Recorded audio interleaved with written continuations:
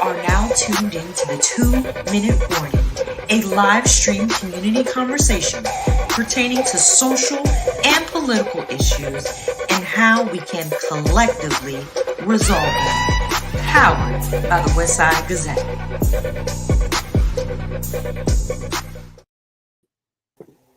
Hello and welcome to the 2-Minute Warning.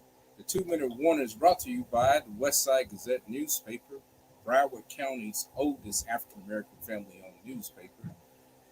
My name is Perry Busby. I am your host tonight, and joining me at the hosting table is the publisher of the Westside Gazette newspaper, Mr. Bobby Henry, Sr., and our esteemed co-host, Mr. David Wright. My brothers, how are you doing today?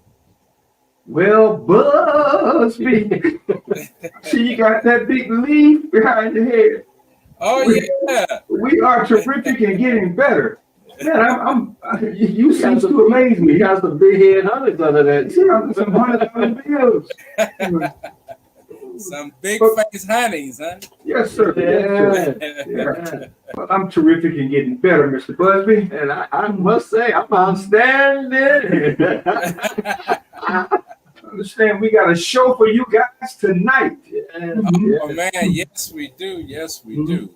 And a topic that is really impacting our community, whether we believe it or not. Yeah, it is impacting our community. So absolutely.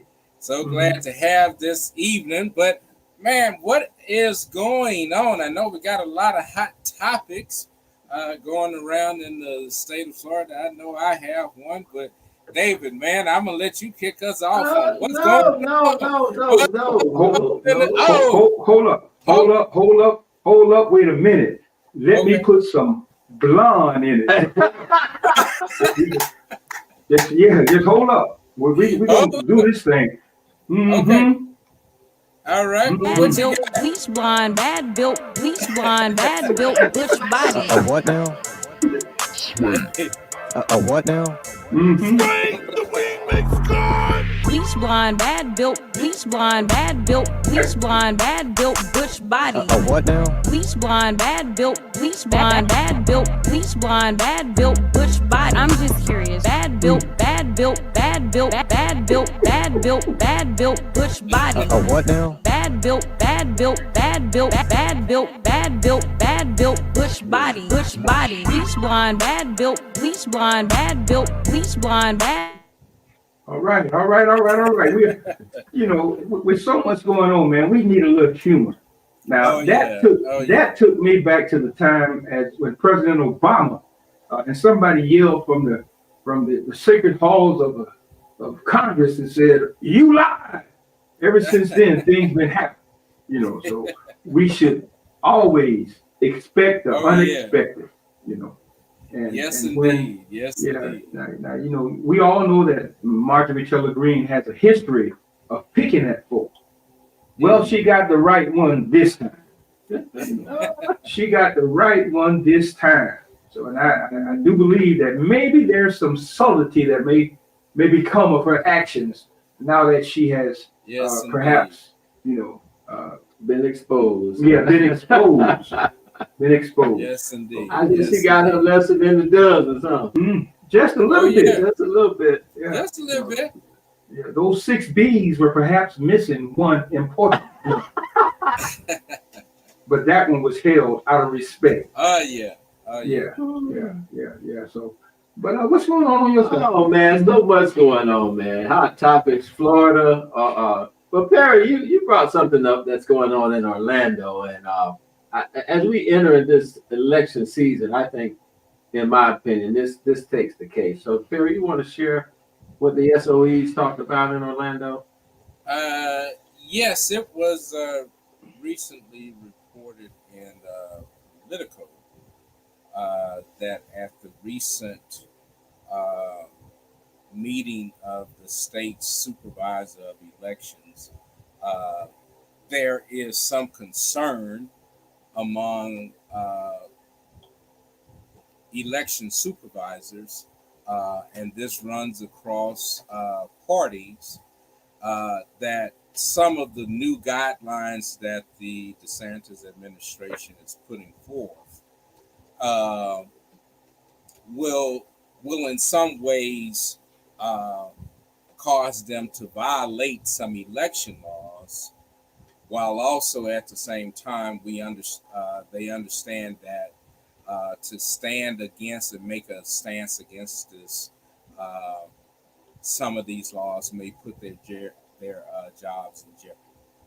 And so now you see election supervisors throughout the state having some concern in terms of their job performance, and as well as some of the other things that they're going through. In fact, one Republican supervisor of election, and I'm trying to get his name, I don't have it at this moment, but he was a Republican. He is in a Republican county, and he says he's already dealing with a lot of wackadoodles, and that is his word. I'm dealing with a lot of wackadoodles, and bills like this are just opening the floodgates to make their job on election night, which is already tenuous in and of itself, even more stressful with some of these new provisions and bills that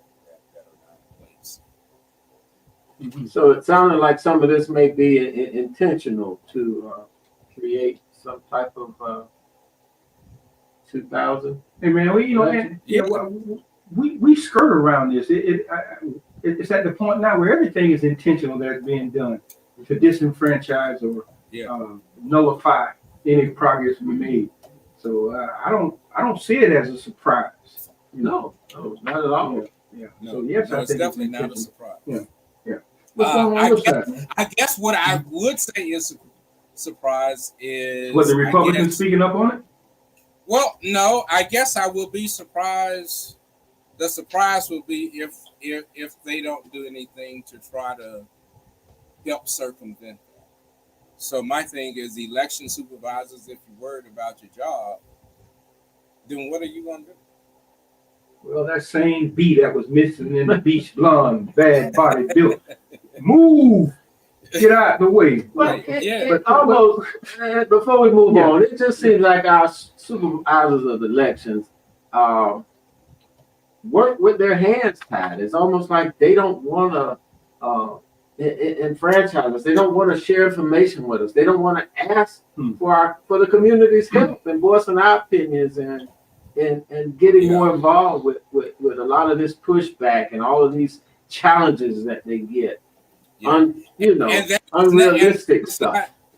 And that is not new, David. It's I've been working on the side of election integrity with some supervisors back as far back as the early 2000s, when we talked about issues of how we can help. They saw us as antagonistic until they saw the real antagonists in 2016. Because there's been people who have been offering to try to help our election supervisors.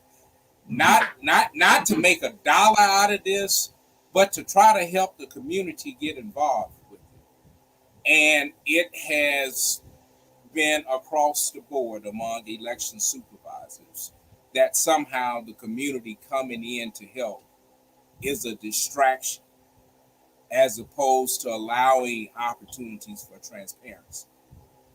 And so maybe this will put a fire under their behinds to not just look at voting the same way, because this isn't the same way. These people are using every tool in their arsenal to try to circumvent the votes, especially the votes of Black and brown people. Okay. We moving on? Yeah, I think we should. All right, because there's so much going on in Florida. We right here. We just got the list of hurricanes for our upcoming hurricane season, starting June 1st.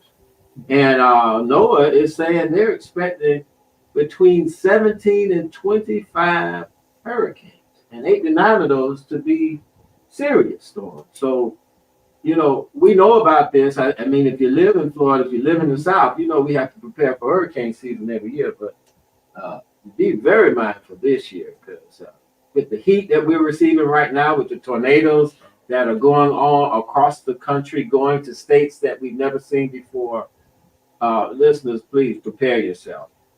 Yeah, for those in Howard and other places who have lost lives, we pray for them. Yes, that is catastrophic, and yeah, we are. I don't know, could it be climate change or whatever? But we better be ready.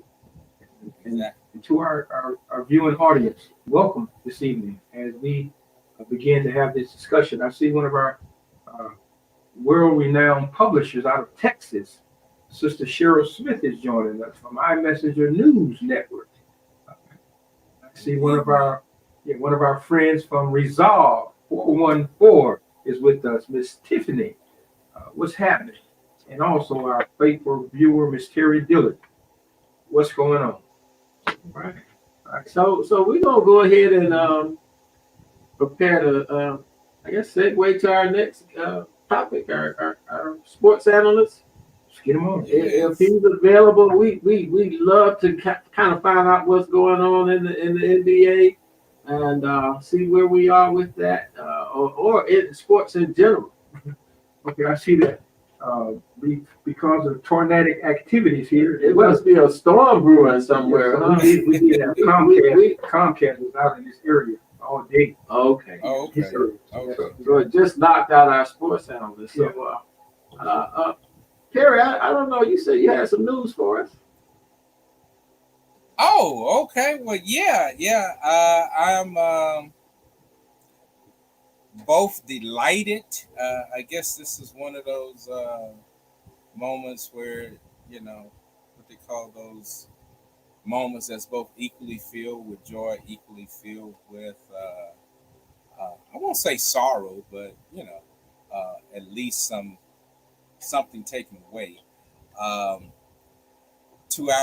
To our audience who labored with us through so many of these episodes.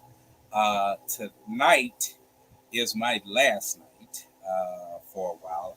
I'm taking a sabbatical, and I'm taking a sabbatical for some good reasons.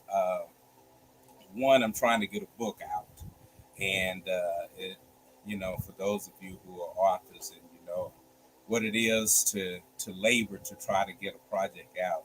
And I've already got one out, but I really got a book on my heart that I'm really trying to get released, and I want to get it released before this year. And so I put myself on a 90-day fast from all of my other activities, because I've been involved in quite a few activities, guys, and I just kind of found myself with traveling throughout the last year and getting adjusted to this RV lifestyle and everything that's going on with it. I just needed to take some time away and really take some time away to do something that I really want to get up off my chest and out of my heart. And so best believe I'm coming back, because once I get this book finished, I'm looking to promote this book and for you all to support me on this book. But other than that, I'm also with what we were talking about tonight with regards to the supervisor of elections and all that's going on. You guys know where I am with voting and what it takes. And I'm just committed at this point that I can't let another cycle go by without helping to move this ship in some tangible way to how we approach voting. And so I need to step away back and get back from things. And I've got some projects that I've been working on, and hopefully we can galvanize and get some things done to do this thing just a little bit different. I know it's going to be some things we're not used to, but we got to get out of this. What is this psychosis that we in? This dilemma that we in of always doing the same thing and even trying to do more of it, only to get the same thing or even less results out of it. So let's try to do some different things. And I want to introduce some more new voices. Bobby, you know, this is how the 2 minute warning started. We started with bringing in some voices that we're not used to hearing, to present some things that we're not used to hearing, to approach this thing in some ways we're not used to approaching it. And that's what it's going to take. And so I want to get away, get prayed up, ask the Lord to help us do this, to help us be the continued vehicle that we have been to producing and introducing our community to some vital information. So thank you. I'm enjoying this last show, and I'm enjoying these next 90 days. And I'm not saying that I won't be on in the middle of time, because you know, if it's a good topic, guys, I'm gonna be on. You full of surprises. Yeah, you are. This is a good segue. Yeah. Segue we're bringing our guests on. And the topic of the show here, Puff Puff Pass the Cash, opportunities and challenges for Black-owned businesses in the cannabis industry. Now, Perry, you came up with this thing. Well, let's lead us into our first guest, or who you want to bring on. Well, our first guest is I want to help bring. I want to bring him on as one of our extended hosts. I want to bring on Brother GP, and Brother GP hosts a medical marijuana broadcast that is sponsored through FAMU. And if we can bring Brother GP on, we were just talking about the show, and through one of our other guests, I said, "Ooh, I really want to meet these guys." And our guest said, "We're going to bring GP on," and I met him just briefly before the show. But GP, tell us about your show and the things that you're doing at FAMU in terms of your broadcast and what you're doing to enlighten. Thanks for having me, Perry. But before I go into that, I need to give a shout out, Bobby. It's been a long time, buddy. It has been. It has. Thank you so very much for what you're doing with the West Side Gazette. We certainly appreciate that. You're welcome. You're welcome. Don't be a stranger, okay? All right. Thank you. Hey, David. Nice to meet you too. Likewise, GP. My pleasure. So I bring you greetings from the highest of Seven Hills, Florida A&M University, where the FAMU Mary program resides. So FAMU Mary Medical Marijuana Education and Research Initiative is a state-mandated program. It's funded by the Florida legislature and the governor. And the objective is to educate Floridians, especially multicultural populations across the state, about medical and unlawful use of marijuana. So what we do, as I serve as the executive director of the program across the state, and what we do basically is ensuring that Floridians have a better understanding of what Florida law is regarding marijuana, medical or not. And these days, there's a lot of disinformation and misinformation about cannabis in general, and so we're here to provide fact-based resources to help Floridians understand what their rights are and what's true and what's fiction, and how to go about conducting their lives so they can they can use the substance responsibly in accordance with the law. So that's what we do, and this impacts not just the average Floridian. It impacts employers too, small businesses. It impacts all aspects of society, because when you think about it, a lot of the people utilizing medical marijuana, they're working at several jobs, and a lot of them don't know that even though it's the law that they could utilize medical marijuana, they could get in trouble if their employer's policy is at odds with the utilization of marijuana. And if they get drug tested, there goes their job. Like you talk about Puff Puff instead of the cash coming in, the cash is leaving out the door. So there goes their livelihood. And so we want to ensure that Floridians have a better understanding. On the side of the employers, we want them to understand, hey, for a lot of these Floridians, this is medicine that their doctor has recommended for them for ailments such as glaucoma, HIV, AIDS, cancer, ALS, PTSD, and the likes of them. So the employers have discretion to work with their employees so long as the productivity is not impacted. Also, so long as those employees are not in what we call safety sensitive positions. For example, I don't think you want to hear your pilot say, hey, I just, you know where I'm going. I just used my marijuana, medical or not. Oh, yeah, this is going to be gummy. awesome fun. Now, I mean, I don't know about you, but I'll be out of that flight. Right. The same thing with your doctor about to conduct surgery and say, don't worry about it, I'm cool. I just had my marijuana, but I'm good. So those are safety sensitive positions that are not covered when people, are in those jobs and they utilize marijuana.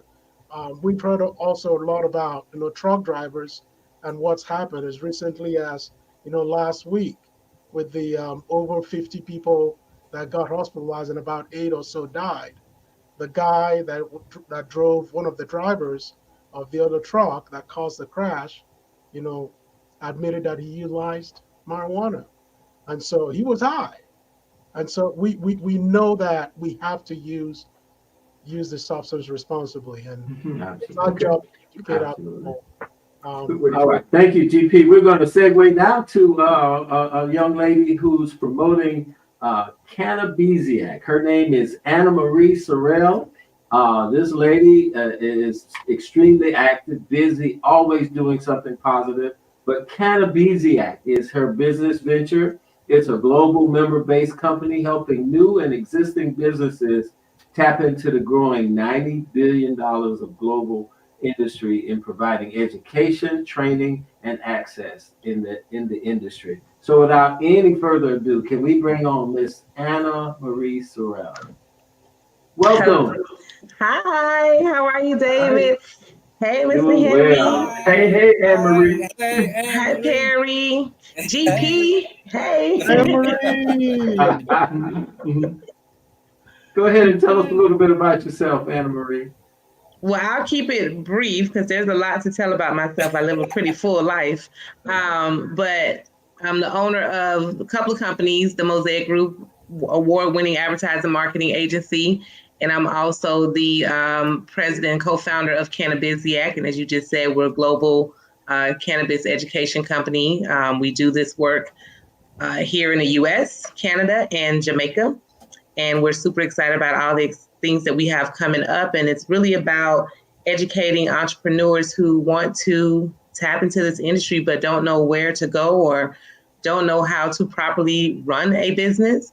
And so we equip them with the professional knowledge from experts internationally on how to do this successfly.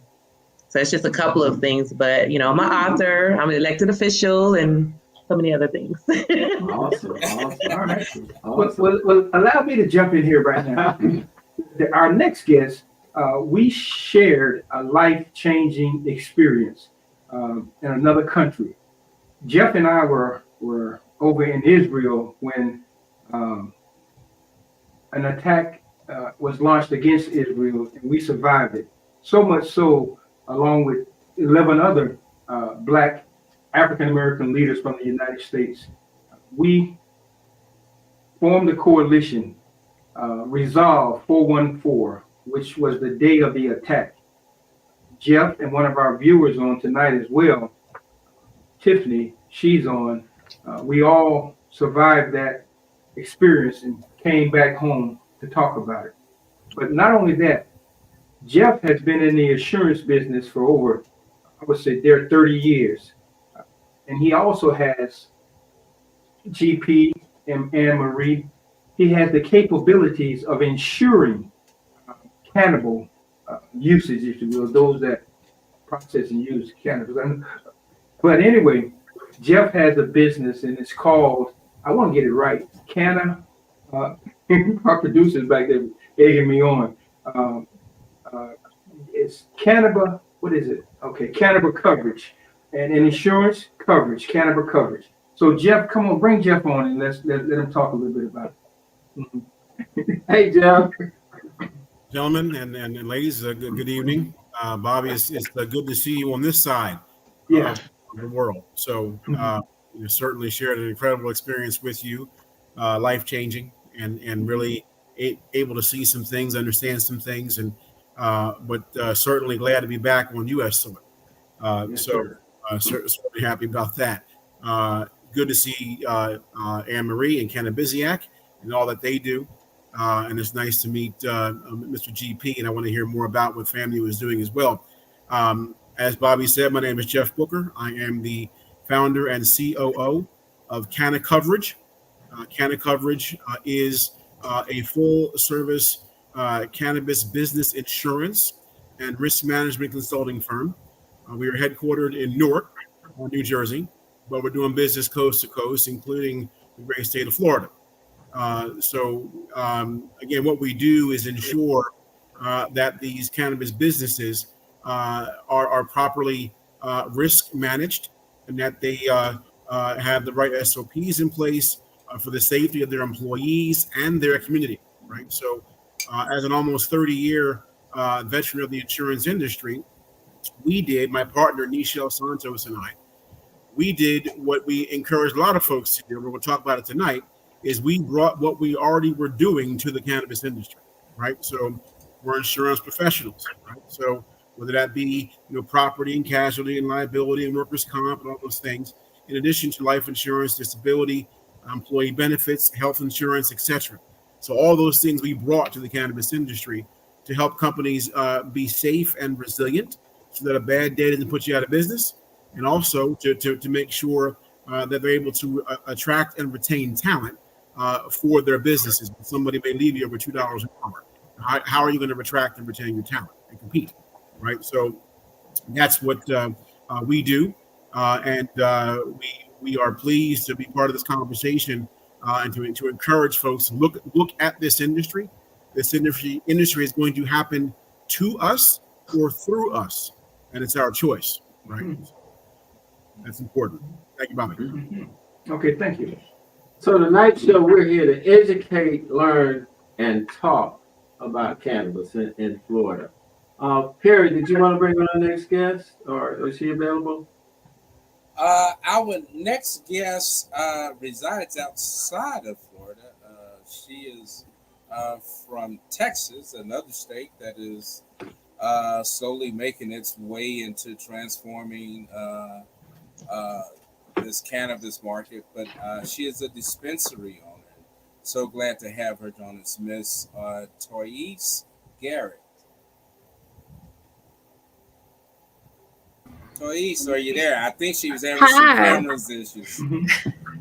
I am. I'm having some technical issues, but can y'all hear me? Sure, we can. Yeah. Yes, we can hear you. Okay. Perfect. Yes. Y'all can't see me, but I'm here. Yes. Hi, everybody. It's wonderful to meet everyone. I have not had the pleasure of meeting all of you, but y'all have some amazing businesses, first of all. Let me say, I think everything that you all are doing is really great.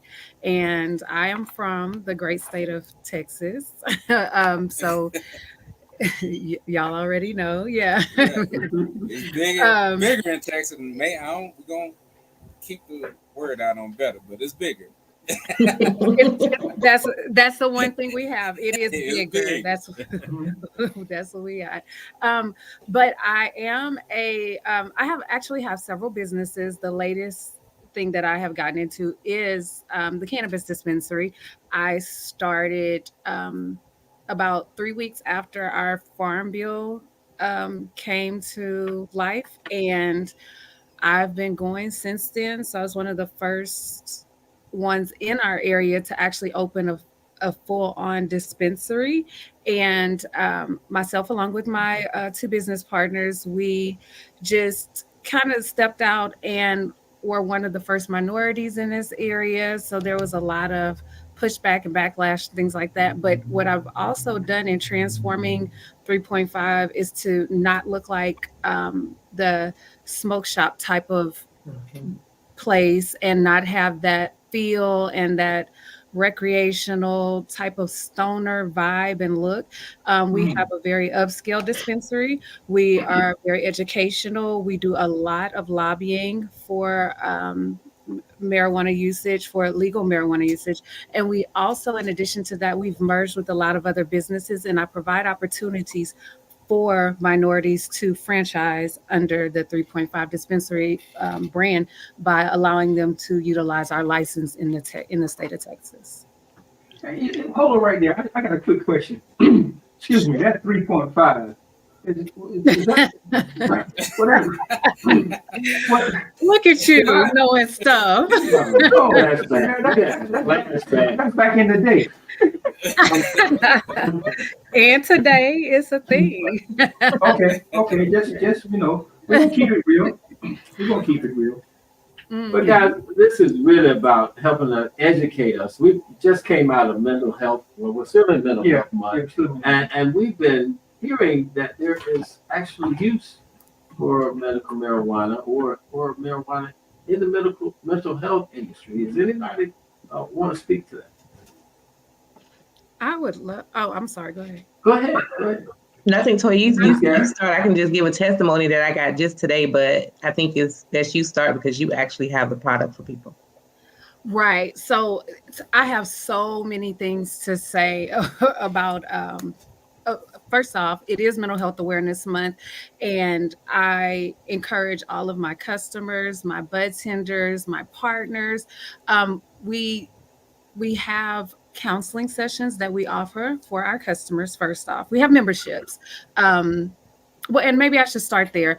The way our dispensary works, first off, you have to be 21 to even walk into our doors. We check everyone's ID. So anybody that's under 21 is not able to get in, unfortunately. They can come see us the day after their 21st birthday is what I tell them. And everybody has to show a legal and valid ID.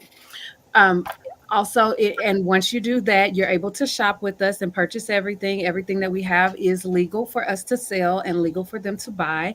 In addition to that, we offer services that support our customers. So we provide, like I said, that educational aspect. But in addition to that, we also provide virtual counseling services for our customers that are private on a one-on-one basis that will allow them to discuss what they're going through and not necessarily have to go toward cannabis to utilize it as their only form of medicating with mental health issues that they're going through. So sometimes therapy works or just talking with someone and getting it out and having those different releases.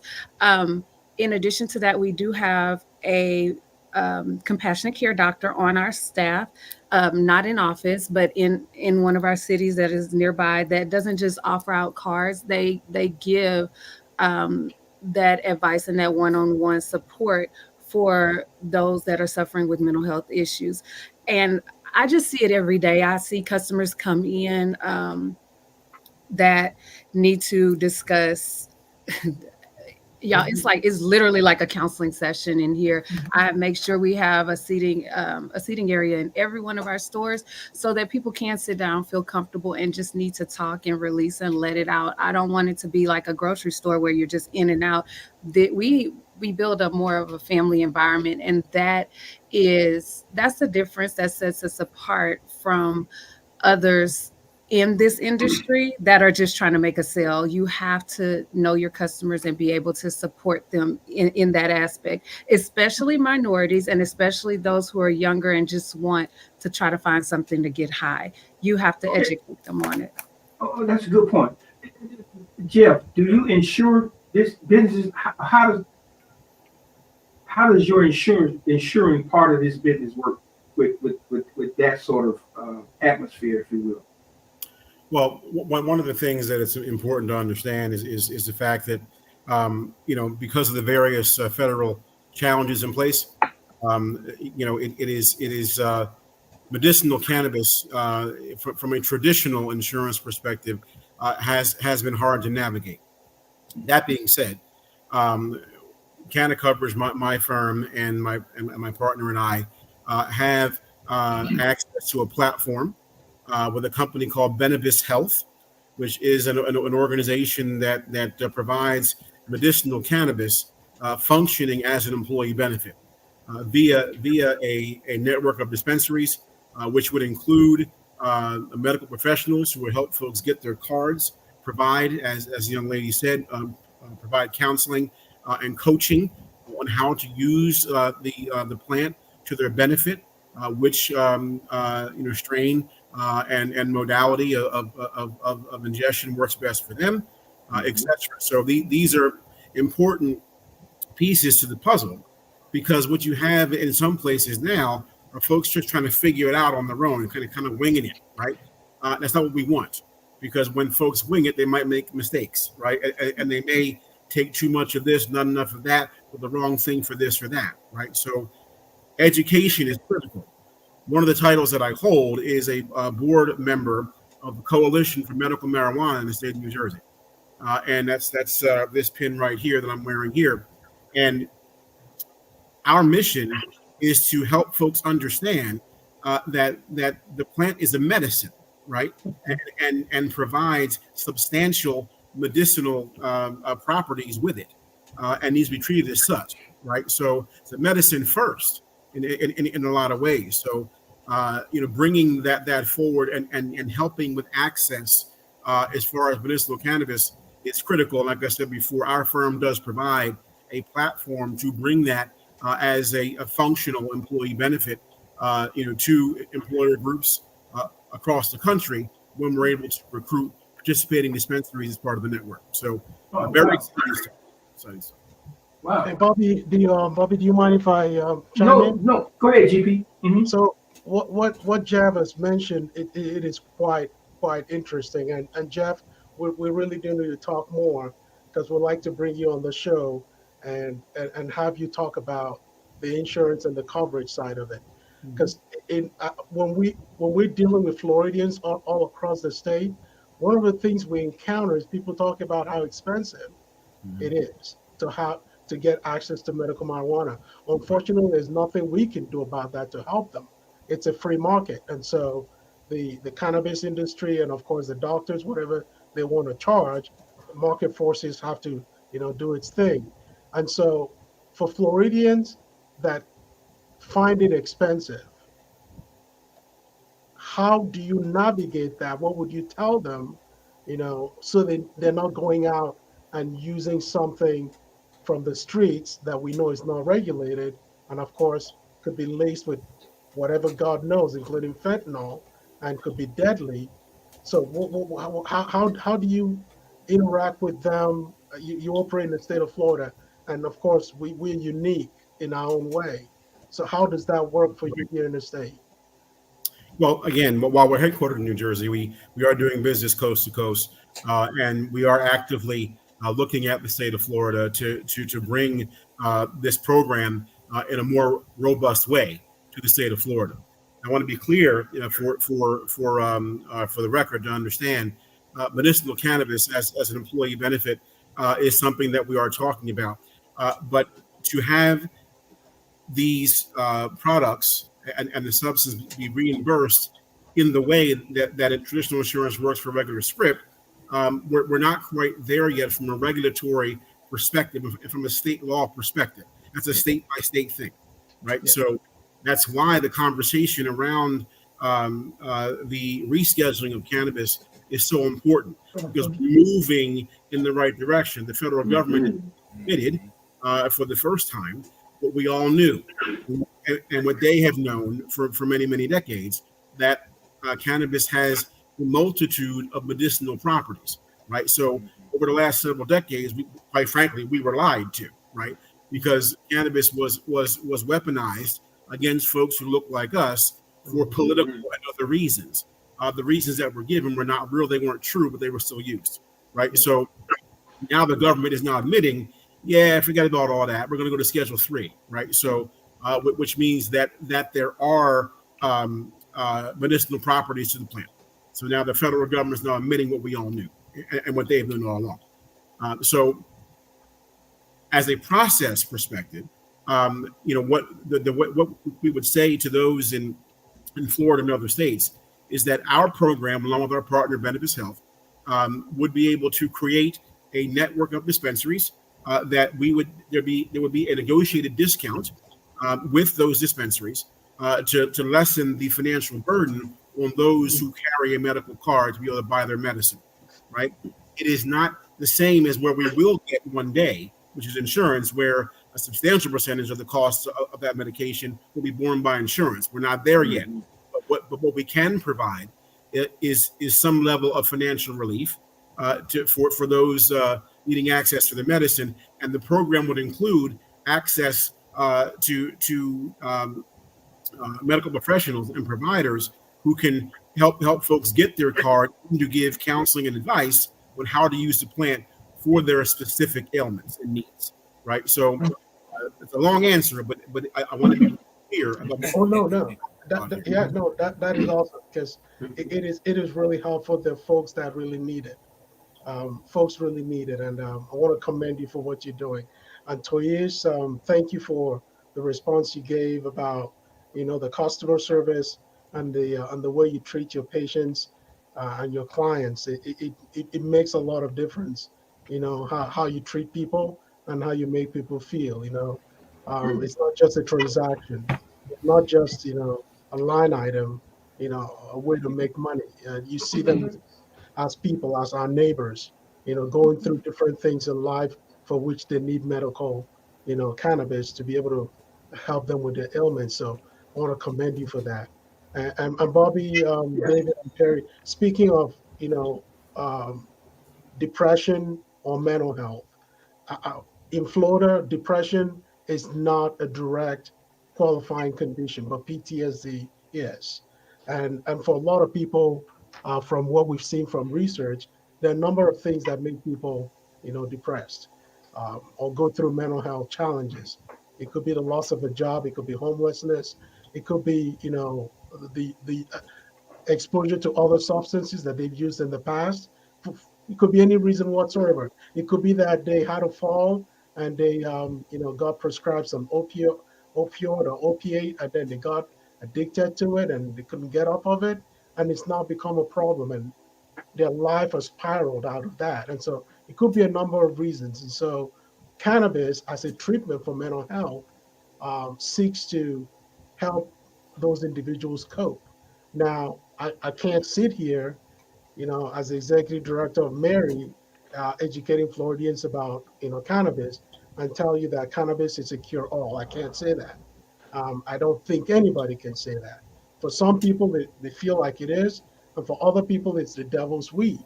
However, we know that it's helpful. If it wasn't helpful, as conservative a state as we are, the legislature would not have passed medical marijuana to make it legal for Floridians as medicine. And so it's helping a lot of people. It's, help make the quality of life of our citizens better. And so for a lot of people with mental health issues, depression, it's been very helpful. And so, but we want people to talk to their physicians, talk to the doctors about it. And GP, I think that rolls into what Anna Marie was going to say. Anna Marie was going to say about the testimony you had. Yeah, so I was at a business breakfast this morning, and ran into a colleague who, former law enforcement, retired law enforcement executive who literally led the drug division at his former employer, and was just like not a believer in the plant until over the last 4 or 5 years. And he gave the testimony of his, because I was telling him about our program. He gave the testimony of his daughter, who's in college, who suffers from, different mental health conditions, particularly depression for one of them. And he had noticed a change in her behavior over the last 3 to 6 months. She was much calmer, had more focus, had things, just together, not having to go to as many therapy sessions. So he asked her, like, hey, what are you doing different? I don't see my bank card being charged, for these sessions as much. What are you doing differently? She said to him, she was like, well, I didn't really want to tell you, but I got my medical marijuana card, and I've been, consuming cannabis as a result, and it's really helped me. And he just said that he saw the difference in, her behavior, her focus, everything. And it just made him even more of a believer in the plant and wanting to know more about the plant and its benefits versus what he, as a former law enforcement and drug enforcement professional, had always been, I'm an enforcer and this is bad and this is gateway and all the things that, he had to encounter in his work. He's now, literally having a personal experience with one of his closest family members on the benefits of medical cannabis. You guys are hitting on something. Okay, as it pertains to the opioids and the pharmaceutical side of this equation, and now the cannabis side, are you experiencing, or you know of any friction or any how do I say this? Any pushback from the pharmaceuticals and the cannabis industry? Yes, I mean we absolutely do, and then I'll offer a little bit of commentary on this. Yes, the short answer is yes. We know that not only is cannabis for a number of specific conditions a better option for many people. It is substantially cheaper than a lot of other synthetic medications. It's just not up for debate. It's a fact, right? So, but what does that mean? That means that the status quo that has made a lot of folks very rich, is not going to take too kindly to something sort of messing with the ecosystem. It just is what it is. It's common sense, right, as to why there would be some friction. As GP said, and I agree, and we all agree, cannabis is not for everyone, for everything. It is not a one size fits all. But to have propagated the lie for so long that it's all bad, nobody should have it, et cetera, is absurd. And we all now know better. And somebody said that when you know better, you do better, right? So now we're starting to do better, right? So which is good. But there is, I'll give one example, and this may be one of the areas where you can make an economic case, right, to plan sponsors or employer groups or public entities, etc., about not only the improved health outcomes that could be available from medicinal cannabis, but for the significant impact to the bottom line of the health plan. One of our friends over at Benefis Health, one of the folks over there has told her story publicly.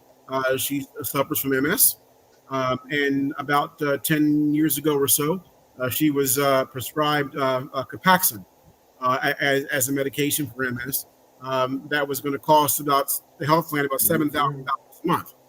She didn't want to go on that, so she decided to use medicinal cannabis under the care of her doctor. It's about $1,000 a month, still not small change, but not $7,000 a month. So over a decade, about $400,000 was saved by the health plan, and she has had a substantially better health outcome and is living a better and much more full life by having access to the plant for her medicinal use.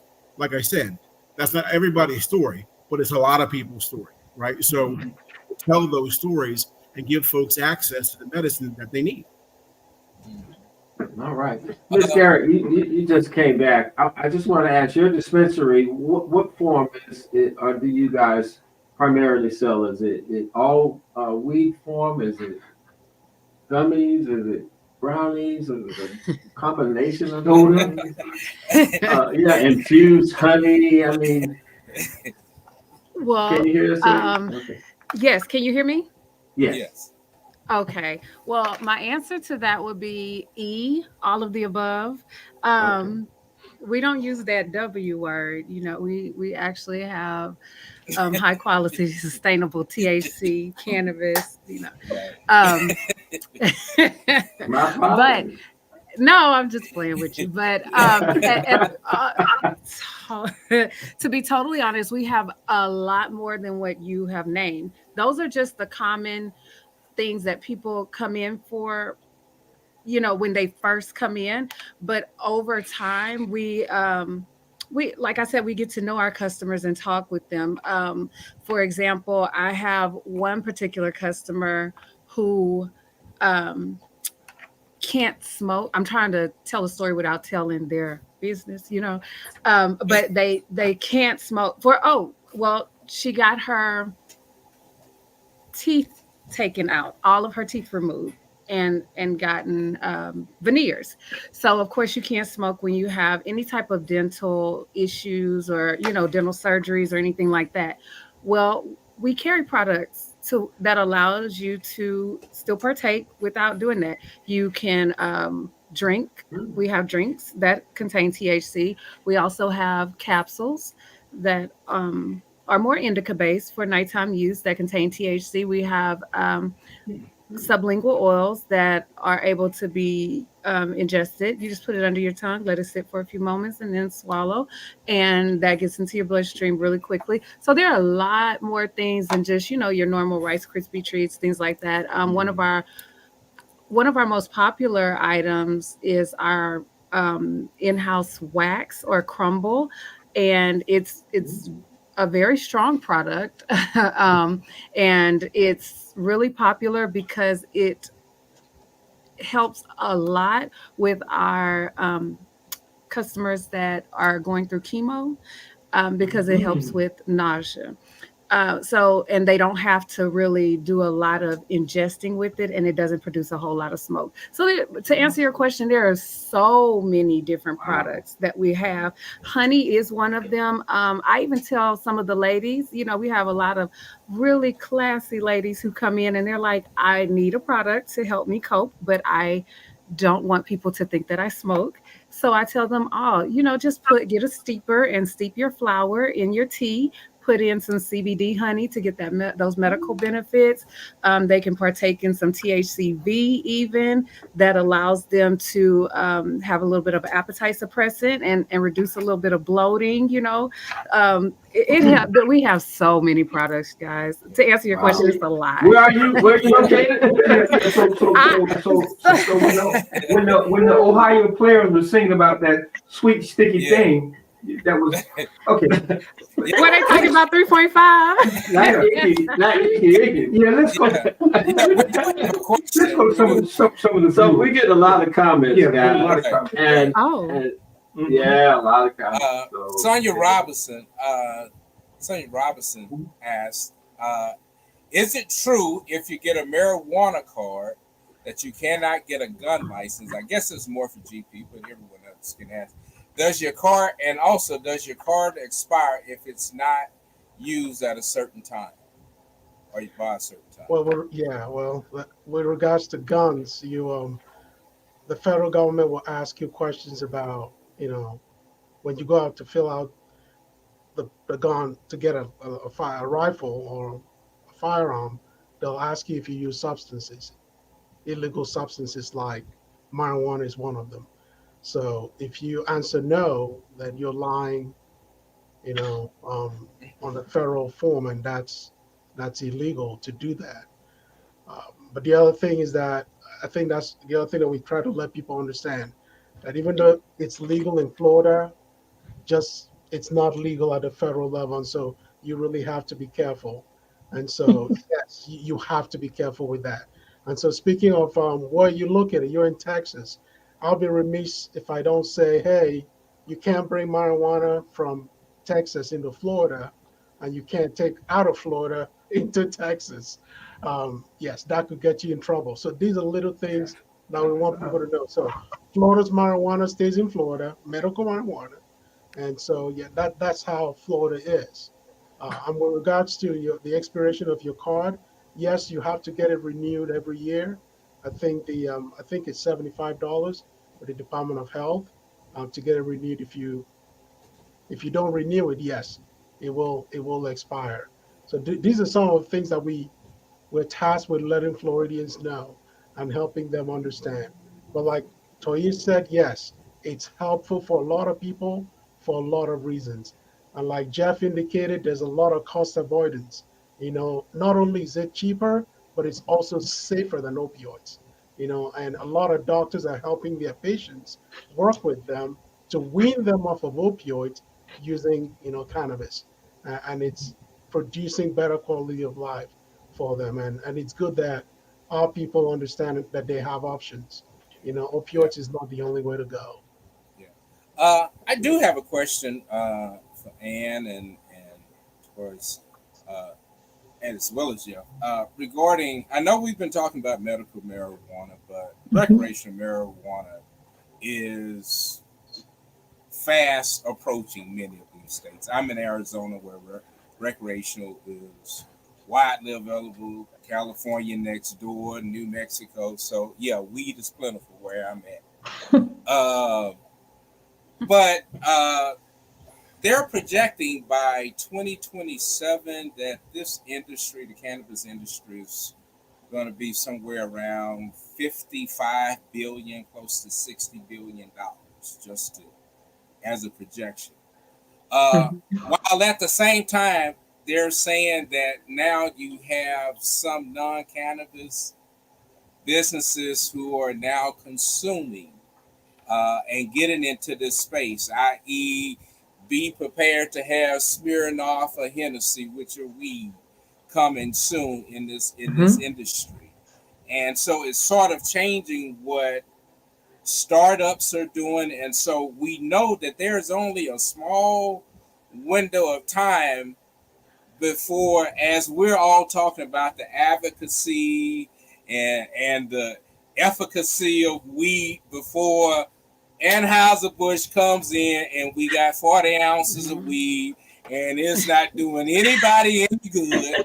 And now your weed is no better than the weed on the street.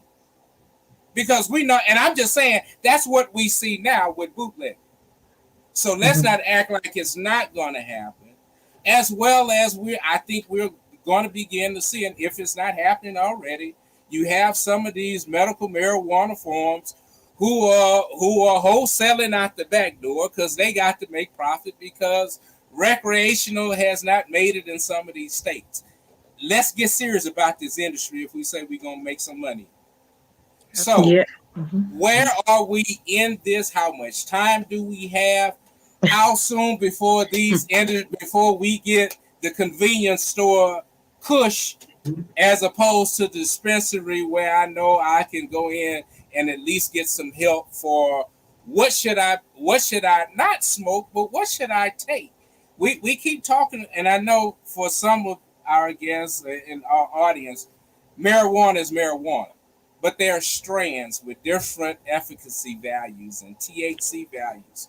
And that is what we have to begin to understand. What is good for my insomnia versus what is good if I'm a cancer patient and I'm having problems eating. No, I can't be on the plane taking indica, because indica don't work good if I got to work. So these are the things that we have to learn to teach our people if they are going to be not just the businesses, but good consumers, because we're tired of being the guinea pigs. And so to step away from this whole idea that weed is just about getting high, as opposed to weed being a medicinal help, an emotional help, as opposed to all of these other alcohol they say is an emotional help. Well, we see the outcomes of that. We haven't seen those outcomes with marijuana. So let's talk about the efficacies and where we are in our community to try to get this, to try to claim this space within our community. Yes, I'll start because I'm, really hyper focused on the entrepreneurial journey, the business and the economics, because I do believe that cannabis can be a great economic equalizer in our community. So that's just my personal belief. And so as Jeff, he's been in insurance for a long time. I've been an entrepreneur for almost 20 years. I've taught entrepreneurship, taught small business management. And so that's what led me to starting Cannabiziac with my partners, because when I was looking for information, looking for a way to get in the industry, the doors were kind of closed for the most part. There weren't a lot of forums, and the ones that you went to, there was 1 or 2 people in there that looked like me, and it wasn't a lot of women. And so I said, well, let me create a space. And so Cannabisiac is creating that space for people who, no matter your background, to find a way to get into the industry. And we help people start where they are. So a lot of times, just as we've had a heavy discussion tonight on, the consumption, we've had a heavy discussion on the medical side, as well as on the retail of cannabis. But there's so many opportunities in between. If you think about an entire supply chain in an industry, everything you can think of is needed. And so if you're trying to grow or sell, those are very expensive ways to enter the market, and everyone can't enter the market that way. So our goal is to ensure that people understand that there are many other ways to enter the market space. If you're in professional services, marketing, accounting, insurance, finance, if you have a cleaning service, somebody got to clean the dispensaries. If you're in real estate, somebody has to help these dispensary companies find locations or farms or land or whatever. If you're in technology is always changing. How do you incorporate AI into the cannabis space to help it be more efficient, to help it grow?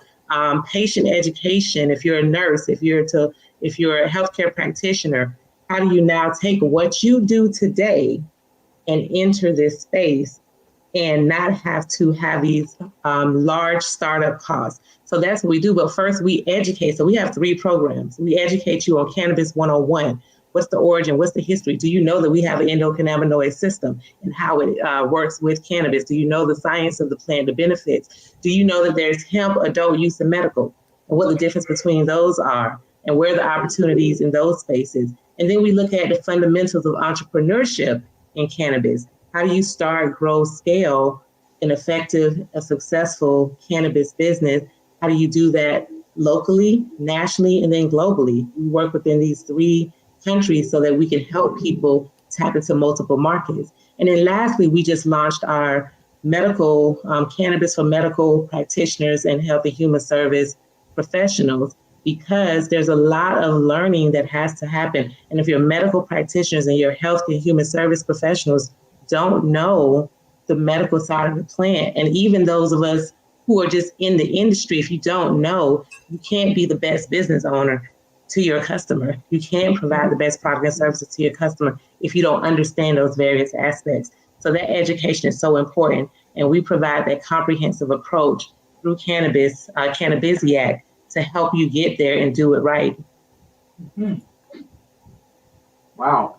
Well, you just dropped the bomb on us, Anne-Marie. So that was just so much power-packed information all in one. My mind was spinning. How can we put some of your contact information up so that people can know how to reach you? And I think we have it here in the chat. Go ahead and tell us while we're displaying it real quick. How can they reach you? Yeah, absolutely. So the first thing is, if you're in Florida, we are doing a 6-city, 3-country roadshow, and we're going to be in Fort Lauderdale with our Get in the Biz event on June 12th at the YMCA Sistrunk Boulevard. So we're bringing it to the historic Black community in Fort Lauderdale. And then if you're in other parts, New York, Arizona, Canada, Jamaica, we're coming there. But beyond that, you can also register for our upcoming events, as well as our fall business incubator cohort, which is going to start in August. So we have continuous learning happening every month. We have 3 signature events where you can learn from international professionals that are in this industry and space. So just connect with me, cannabisiac.com, at Cannabisiac on social media, as well as just follow at Anne-Marie Sorrell. I'm Googleable. You can find me easily. Easily. You're everywhere. You're everywhere. That comment by Lisa McGee. What is that? See that comment by Lisa McGee? Yeah. I do see that comment there, and it is it's addressed to me. So, gentlemen, if it's all right, I'll address her question. The question is with respect to insurance premiums when considering marijuana use, and the question is, are insurance premiums higher for someone who uses medicinal cannabis? And what I will say is that there are more and more. There was a time when I first got in the industry where if you even touched cannabis, you were declined, for Right. so that those days are gone. Now, there are more and more carriers who are, offering life insurance and health insurance and other disability, et cetera, for those who use the plan. So what I can say to Ms. McGee is that you're not automatically going to pay more, because you're using cannabis. Insurance underwriters look at the entire, package, right? So they're going to look at everything, right? So cannabis by itself will not be a primary driver in you paying more for your insurance necessarily. If there are other underlying conditions or other issues, et cetera, all that's going to be factored in.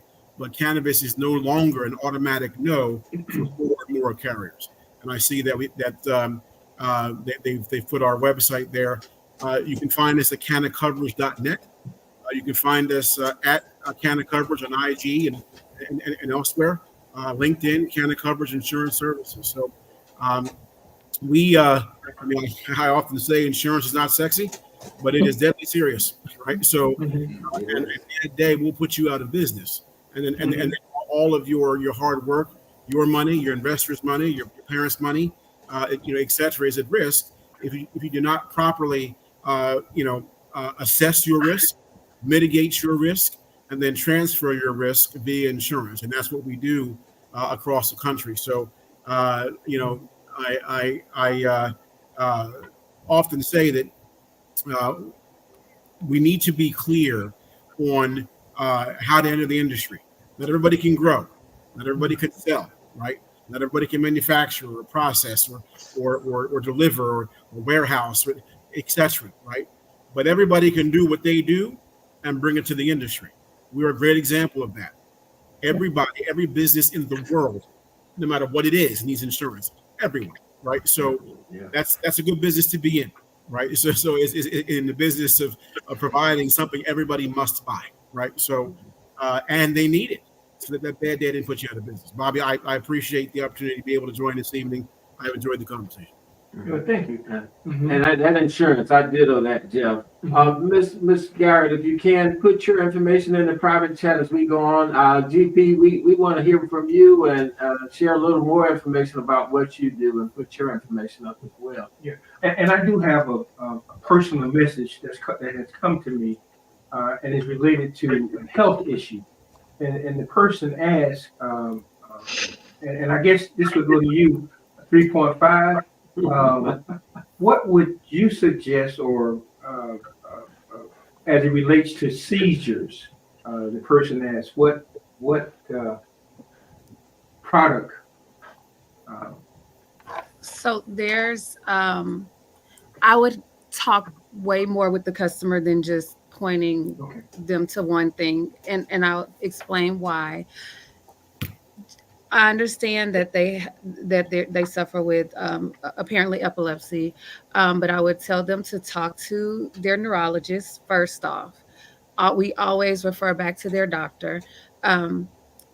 Then my next question would be, what type of medication are they on, and make sure it doesn't counteract or anything like that.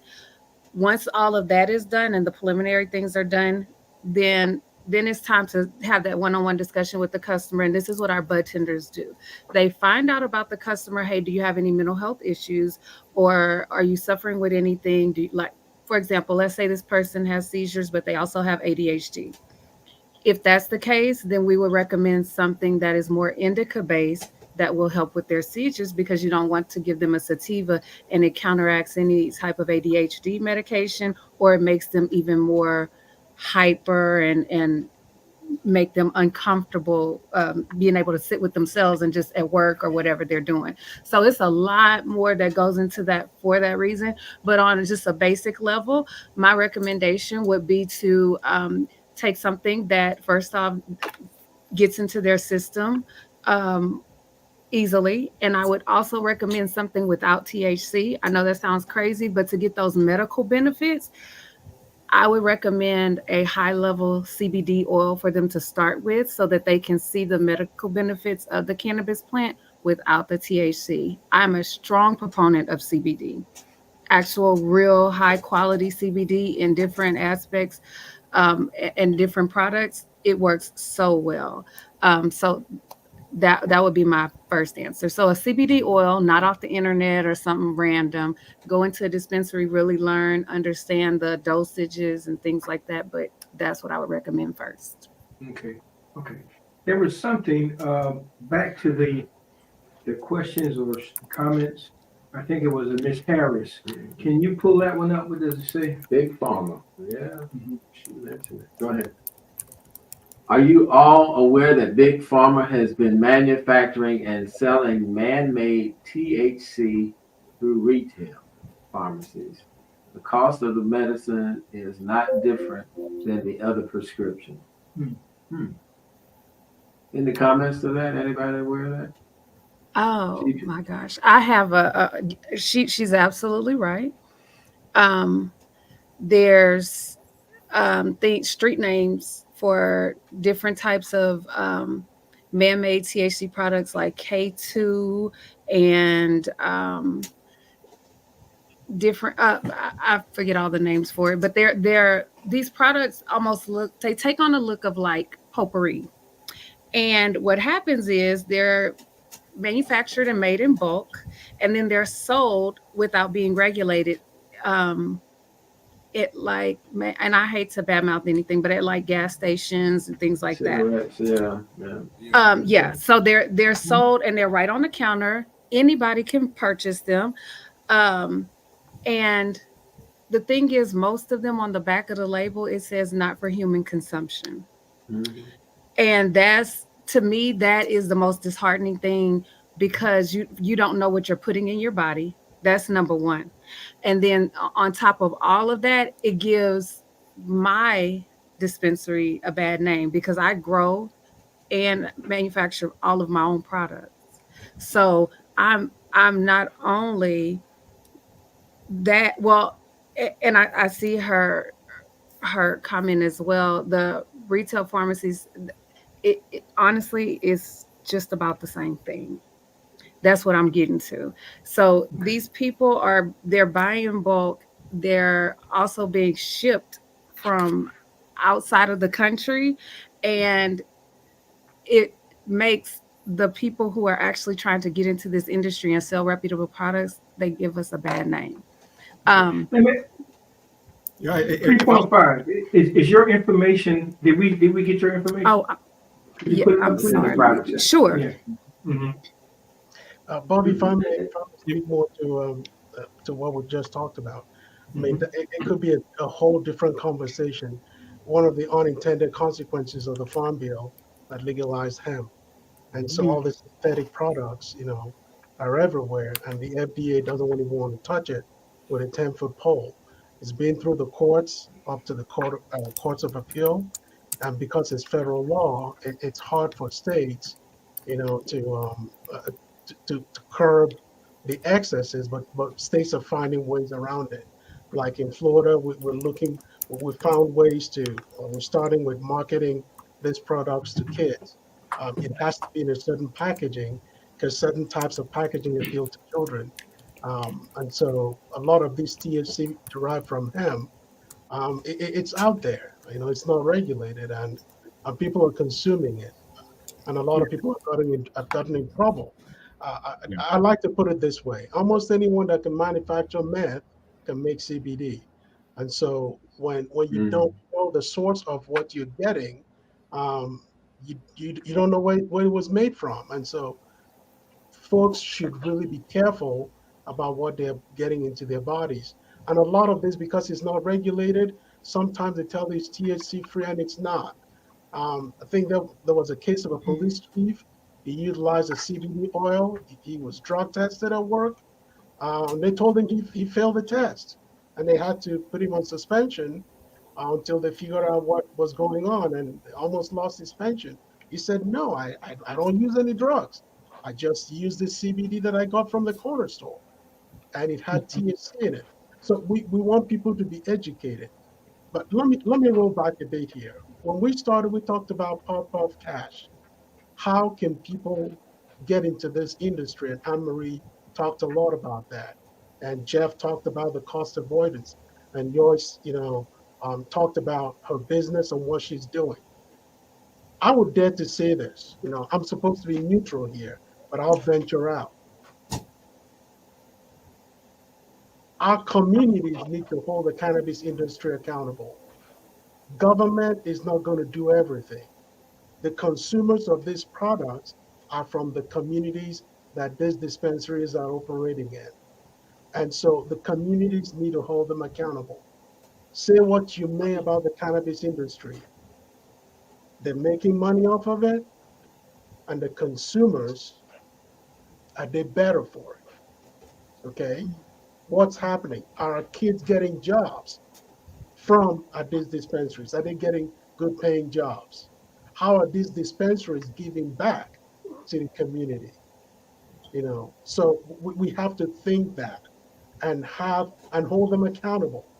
Chances are someone might get the idea of, talking to their representative or their senator and saying, hey, have you thought about having, establishing some kind of trust fund for these dispensaries, this cannabis industry, to contribute money to that trust fund, take care of our schools, to take care of communities? Government can't do everything. Government can't be everything to all people. And so these industries are flourishing. The community should be flourishing with them. And I think the industry knows this, but someone has to tell them or challenge them to do that. I'm glad you mentioned that, GP, because especially here in Florida, because we don't have any with medical, and then now with what's on the ballot for November, there's no real advocacy, there's no social justice, there's no social equity, there's none of that some other states have. So I think you're absolutely right that in order for us to ensure that we can hold, just like we want to hold any other type of organization, to, being involved and actively engaged in the community, giving back, creating opportunities, good paying jobs, of course, great training opportunities, we do need to hold the businesses accountable. But people also need to be able to think in that way. I think we have to change the conversation around cannabis to include economic development. How does it create jobs? How does it create real impact in our communities and our neighborhoods, and take that whole veil off of, it's just people smoking. We got to think beyond that. And that's how people will be able to hold those businesses accountable, because now they're educated. They understand the benefits of the plant. They understand the economics of the plants. And now they know, okay, this is how this can make communities better. So it really goes back to education all around. Can I say, if you don't mind, please? Speaking as the business aspect of things and holding the business part of it accountable, I wholeheartedly agree with you guys. And Mr. GP, I think that you made such a great point. What I do want to say is that we have to realize a few things with the government, especially the federal government. Science is going to always move faster than the government. Always. So as fast as they can legalize or create a block for something that is legal at this point, which that was a fight in Texas with the Delta 8 and Delta 9, Delta 10, THCA, P, V, all these different things. We're still able to transfer one molecule over and create a whole new type of THC with science within a week, and they're still fighting to regulate that 2 years from now. So, and I'm speaking as I'm a political scientist. I study statistics and I worked in politics for about 19 years with the Republican Party in Texas. I know that wasn't on mute, y'all. I know quite a bit. Dialogue. That's right. Yeah, absolutely. Because Republican, that's different. A Southeast Texas Republican, a black one too. Right. Yes. And at the end of the Listen, I got a lot to say and a lot to talk about, but let me tell y'all something. The way that I got my license when it's not legal in Texas is because I'm a Black Republican in Southeast Texas that's worked for the Republican Party for 19 years. At the end of the day, my license has opened businesses for a lot of women and men that look just like me, and that's what I do. That's one Absolutely. part of my part to give back. Actually, June 1st, at one location, I am hosting what we call a puff and paint. We are doing paint therapy and color therapy, and if you want to, you get, it's a whole package. You get to smoke here, you get to hang out. We built a whole covered patio, so you're secluded. You'll have some soothing music. We are being accountable with 3.5. That's all I can speak to. But the problem that I have with the accountability on the business aspects is I'm held to such a higher standard as the Black cannabis dispensary owner and the Black female cannabis dispensary owner, but the female part is a whole nother situation.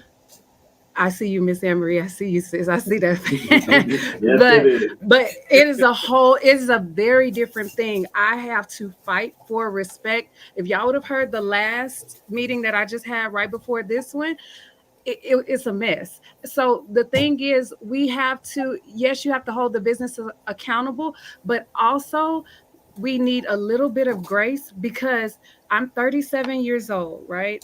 And I don't know what it looks like to be able to start from the ground floor of $1 billion industry because it's never happened in our lifetime. And this is a first for your lifetime as well.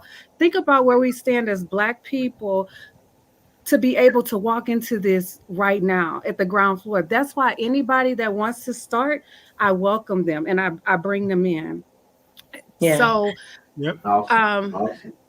that is what that looks like. I spend so much time educating my franchise owners and fussing and fighting with them. It's a whole mess behind the scenes. So give us a little bit of grace because we're working and we don't know. So what Miss Anne Marie is doing is so important and it's impactful.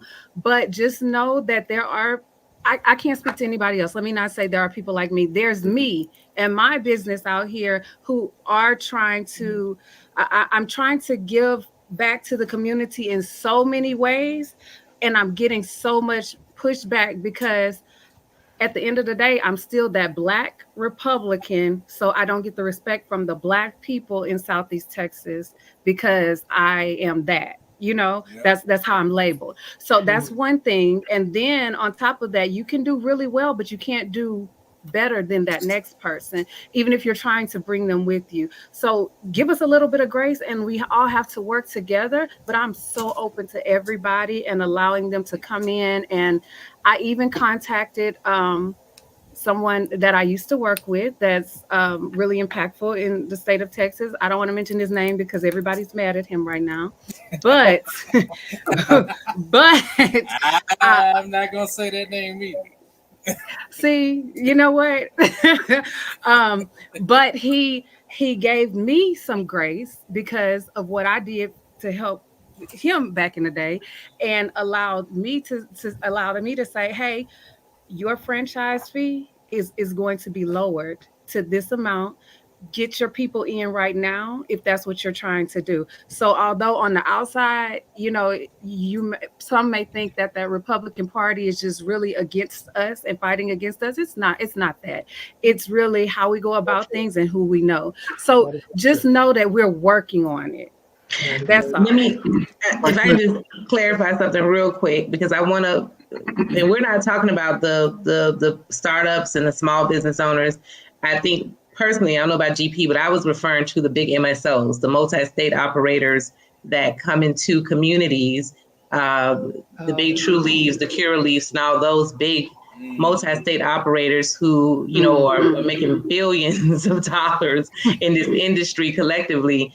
I'm talking about them. How do we make sure they're held accountable? Because they're the ones with 100+ dispensaries or 50 plus dispensaries throughout our states, right? So I just wanted to clarify. I definitely want to give you grace and others who are not, big multi-state operators. Absolutely, you only can do so much, but we have more resources, and they're making more profit to be able to do more and do better in our communities.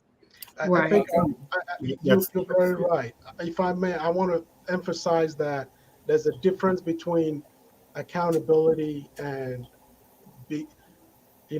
helping your community or giving back and overregulation. Those are two different things.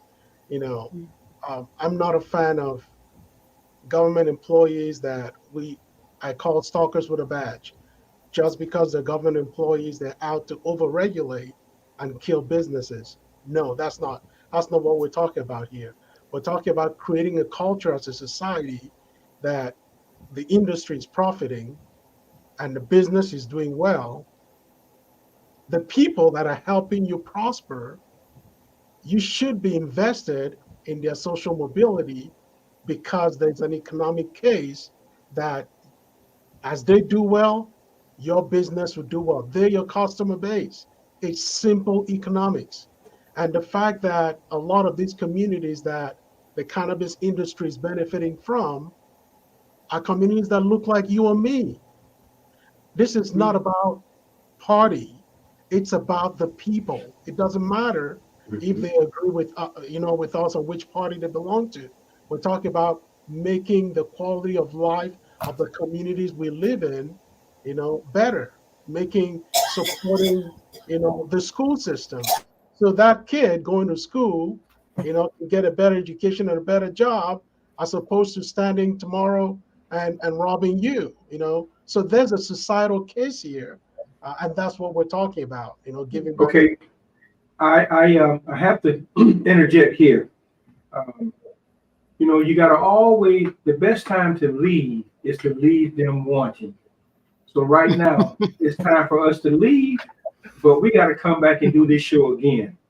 Because my producer back there, they're shaking their hands and saying, pointing at the clock. And so, we knew it would go over. Yeah, we knew it would go over. But it's such an enriched conversation. So much is going on around this industry. But,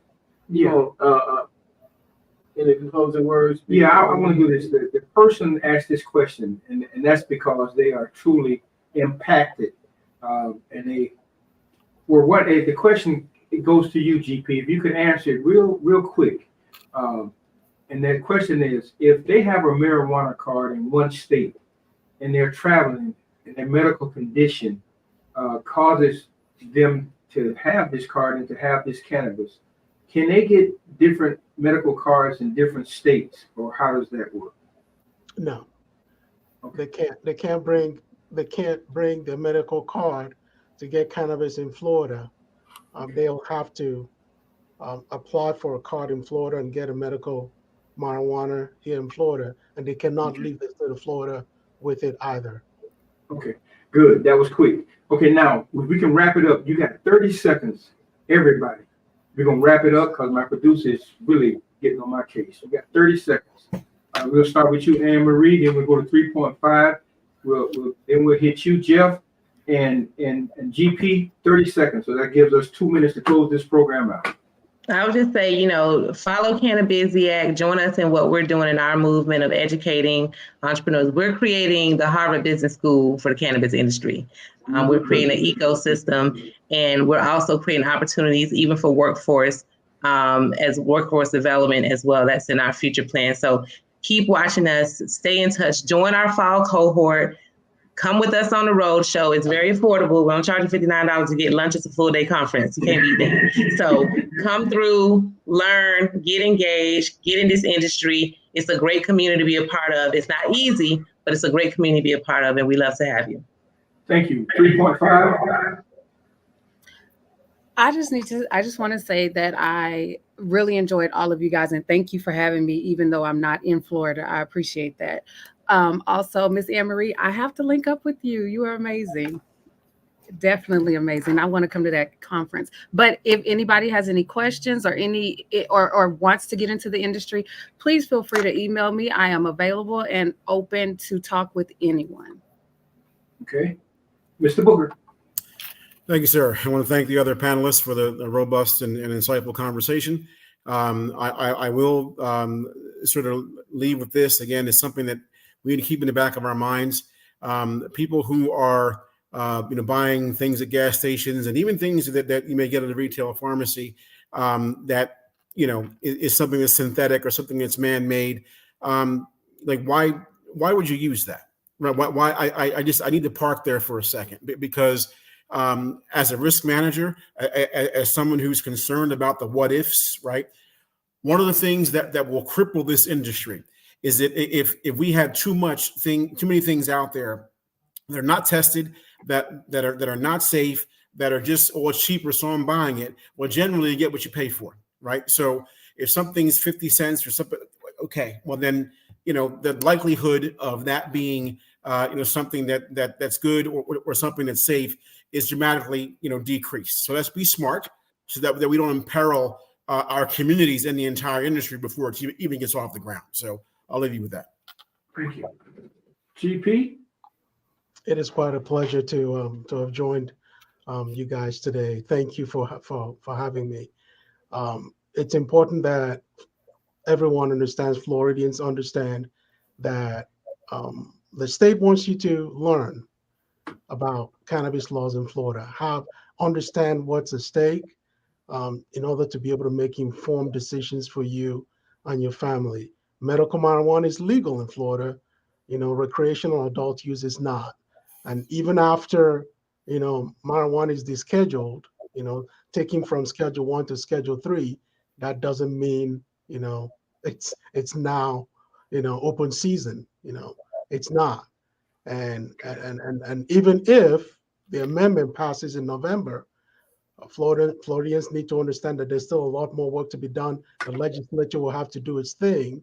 So it doesn't mean that the next day you can go around, smoking marijuana and think it's legal. Do not make those mistakes. Law enforcement, they will do their job and your life will be miserable. So be smart about it and use responsibly. Follow us on Mary at thefamu.edu to learn more about what marijuana, medical and unlawful use is in Florida. Thanks for having me. You're more than welcome. Mr. Busby? I just want to say that one thing I've learned is that a blessing delayed is not a blessing denied. Because, and I say that because this show was originally scheduled to air on 4/20, but because of circumstances, including Bobby being out of the country and he and Jeff and their situations and a whole lot of things, that show just didn't happen. And you know how it is when you really want to see, you have a good feeling about something and you don't see it come to pass, you kind of feel dejected. Well, I fired up a fat one and said, I ain't going to worry about it no more. And the blessing came. So I leave y'all with that. Just chill. It is, do what you can and let the energy do the rest. And I am so thankful for all of you all. We started this show with Anne Marie and Toyce, and all of a sudden I get to meet Jeff and GP, and man, thank you. If there was any way I wanted to leave this show, you guys have set the perfect stage for me to just walk away with grace. So thank you for this. Bobby and David, what we got, brother? It's all good in the hood. And while we puff and passing the cash, I can say this, that GP was responsible for the West Side Gazette getting one hell of a budget to advertise all that he's talking about. On a weekly basis, you can read about his all of the work, and I get confused with the language, but you can actually read about what he's talking about every week.